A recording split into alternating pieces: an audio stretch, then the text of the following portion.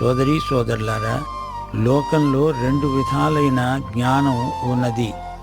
దేవుని జ్ఞానం, లోక జ్ఞానం. లోకంలో వ్యాపారం చేసేవారు, ఉద్యోగాలు చేసేవారు, ఎందరో లోక జ్ఞానంలో ఆరితేరిన వారున్నారు. ఇలాంటి వారు సంఘనాయకులైతే సంఘాలకు గొప్ప ప్రమాదం. వీరికి ఆధ్యాత్మిక వివేకం లేదు. లౌకికమైన విధానాలు దేవుని సంఘంలో పనిచేయవు.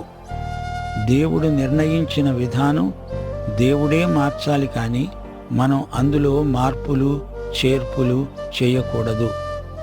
పని ఇచ్చిన దేవుడే ఆ పనికి సమానమైన శక్తిని ఇవ్వగలడు.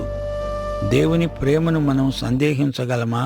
దేవుడు తన సేవకులకు ఎక్కువ పనిభారం పెట్టి వారిని వేధిస్తాడా? దేవుని పనిని గురించిన నియమ నిబంధనలు దేవుడే ఏర్పరచాలి. పని చేయించేవాడు దేవుడు, పనిచేసేవాడు